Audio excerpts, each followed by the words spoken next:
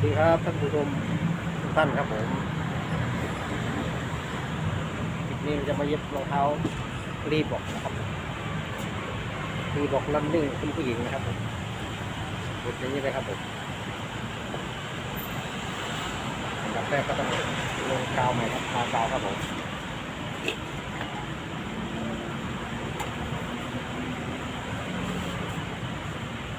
ใช้ยางให้ทั่วนะครับ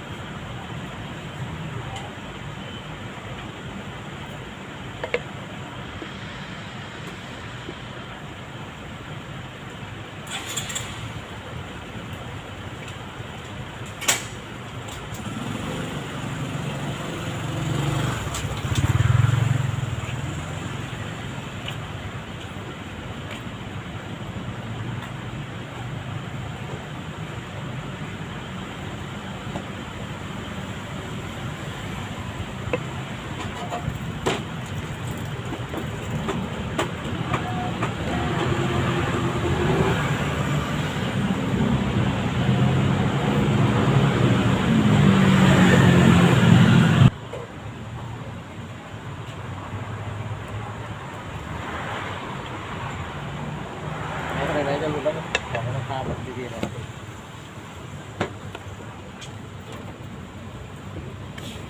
ช่วงระหว่างรอฝั่งด้านนั้นแห้งด้านนี้ก็ไม่หลุดมากเราเย็บดีเลยนะครับที่บอกที่นี้งานเวียดนามครับ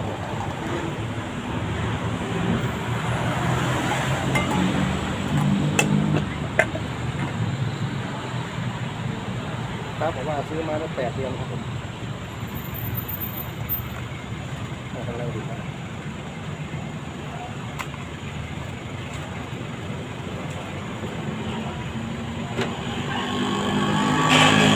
เอฟนะครับ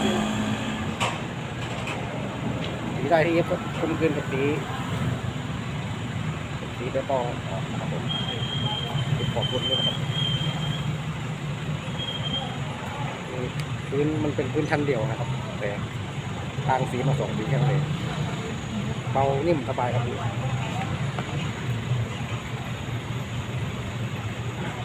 ไปมาลื้อดินด้านในออกครับผม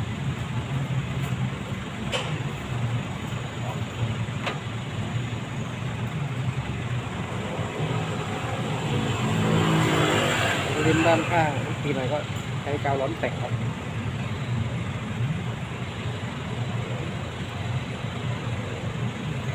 นิดนึงแล้วกดไปให้มันเรียบนะครับมาเย็บกันครับพี่เ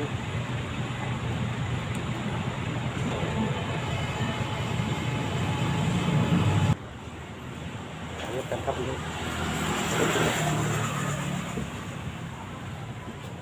เก็บด้านข้างเลยนะครับเก็บแรก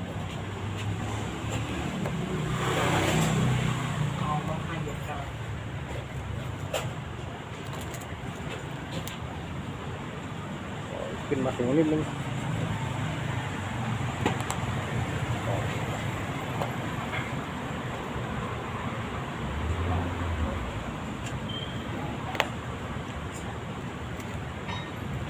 ฝั่งนี้ครับวัด2 รอบของรองเท้า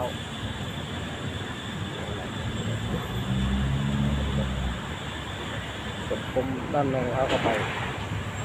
คมด้านนอกฝังเข้าไปด้านอยู่ระหว่างพื้นกับจะให้มันทะลุไปด้านนอกนะครับให้ฝังอยู่ตรงกลางพอดีครับ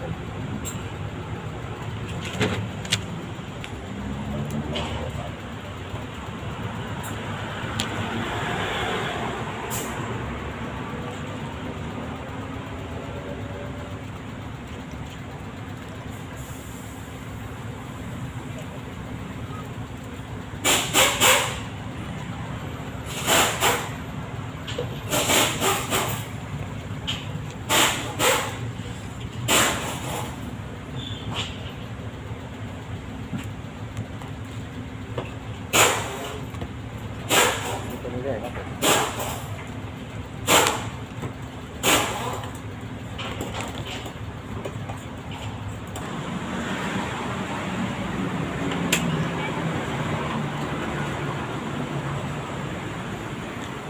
เย็บคนมาเรื่อยๆครับผมรอบครับ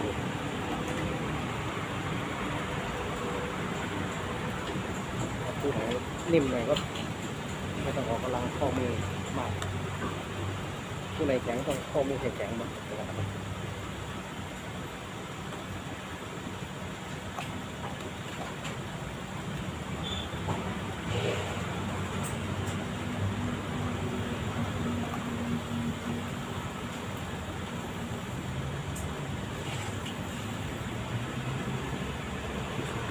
ตรงปลายก็เขียนเข็มเล็กลงมาหน่อยเพราะว่าช่วงด้านหน้ามันบางนะครับแล้วมันเป็นรู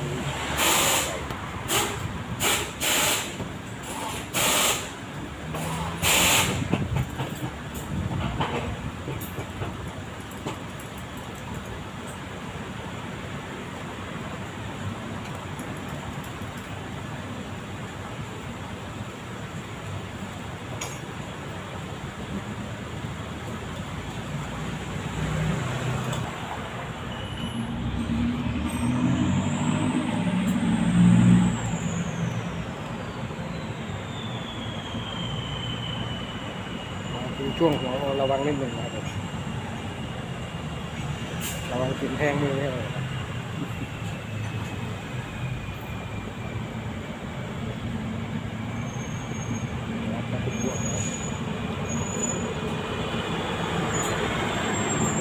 เดี๋ยวเขาจะดึงออกมาครับผม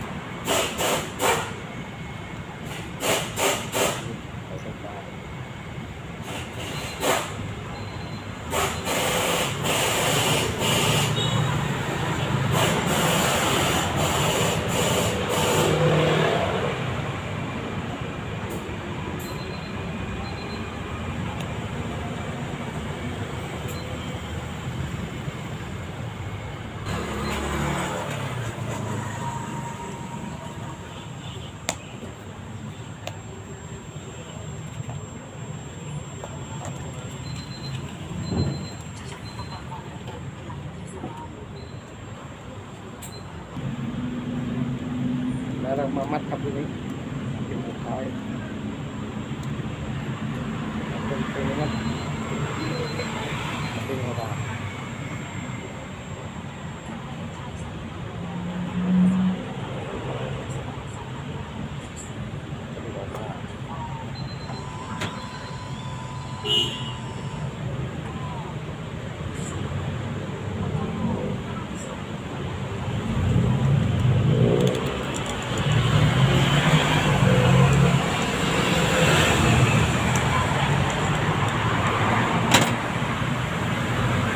ประมาณนี้ครับหนังยังเย็บอยู่นะครับผมทางนี้ที่มันอาตามันก็จะไม่เย็บต่อครับขอบคุณทุกท่านที่ติดตามรับชมรับฟังครับผม